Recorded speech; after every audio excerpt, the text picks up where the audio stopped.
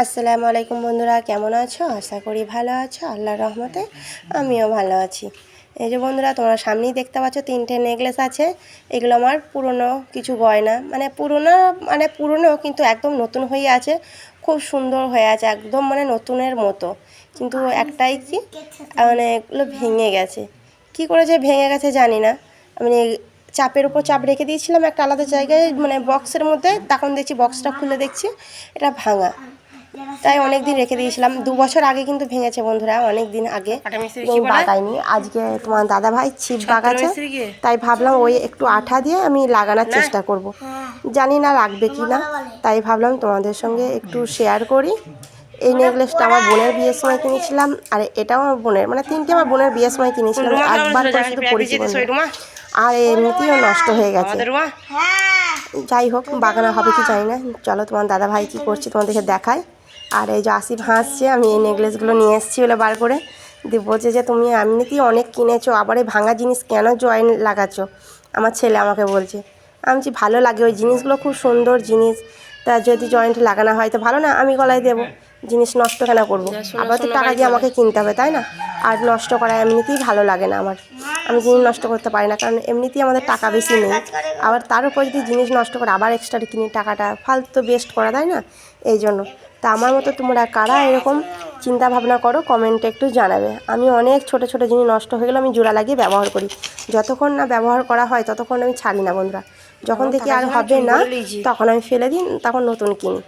আর এই যে তোমার দাদাভাই হুইল বাগাচ্ছে, হুইলটা কি আলগা হয়ে গিয়েছিলো, আমি অত হুইলের ব্যাপার জানি না। তোমার দাদাভাই বাগাচ্ছে, বাগানো হয়ে গেছে। এখন সুতোগুলো এই যে গুটিয়ে নিচ্ছে। বাজার গেছিলো, বাজার থেকে দুটো কি ফাইবারের প্লাস্টিকের কি কিনে নিয়ে আসলো, দিয়ে ওই হুইলে লাগালো। নাহলে মাছ উঠছিল না, বলছে মাছ তুলছে আর বার হয়ে চলে যাচ্ছে। আগের দিন মাছ ধরতে গিয়েছিলো, কিন্তু একটাও মাছ পায়নি। সেই জন্য আবার নতুন করে হুইলগুলো বাগাচ্ছে, যাতে মাছ ভালো করে ধরতে পারে। আর এই যে আসিফ বসে আছে ওর আব্বুর কাছে, আর আমিও বসে আছি। আর এই যে বন্ধুরা, একটাই দুঃখের খবর, অতক্ষণ ধরে বসে থেকেও হয়নি, একদম জোড়া লাগছে না। ওটা হচ্ছে কাঠের আঠা, বলছে ওটা যদি কাঠ দিয়ে কাঠের জোড়া লাগানো হয়, কিন্তু এতে ধরবে না। এই যে কাঠ যদি দুটো জয়েন্ট হয়, তাহলে এটা কি সমস্যা আল্লাহ জানে, আমি অত জানি না। জোড়া লাগলো না, একটু দুঃখের ব্যাপার। আর এই দেখো কতটা নতুন বন্ধুরা, একদম নতুন, একটুও চটেনি জিনিসটা, খুব সুন্দর হয়ে আছে। যাই হোক, দুপুর হয়ে গেছে, চিন্তা ভাবনা করে স্নান টান করা হয়ে গেছে, ছাদে চলে এসেছি, ভিজে জামা মেলবো। আর এই যে দেখো বন্ধুরা, আসিফ ওইখানে খেলছে, আর আমার এখানে বসে থাকার কারণ আর একটা, আমি ফোনে ভিডিওটা, আমাদের নিচে নেটওয়ার্ক থাকে না, আমি ভিডিওটা আপলোড দিয়েছি, একদম হচ্ছে না, সেই জন্য ছাদে ওই যে রেখে দিয়েছি। কারণ আমার ফোনে রিচার্জ নেই, আমি ওই হটস্পট নিয়ে ভিডিও ছাড়ি, সেই জন্য ওইটা ছাদে রেখে দিয়েছি, যাতে নেটওয়ার্কটা ভালো আসে আর ভিডিওটা তাড়াতাড়ি আপলোড হয়ে যায়। আর আসিফ এই যে রোদে খেলা করছে, রোদে খেলতে মানা করছি, তাও শুনছে না, ওই যে খেলছে। আর এইখানে ওই যে পাশের বাড়ি একটা ছাদে তোমাদেরকে দেখাবো, ওই ছাদের ছেলেটা বলছে এখানে একটা ঘুঘু পাখির ডিম আছে। আমাকে বলছে দেখুন দেখুন, এই যেখানে একটা ঘুঘু পাখির ডিম আছে, আপনি দেখুন ক্যামেরা করে।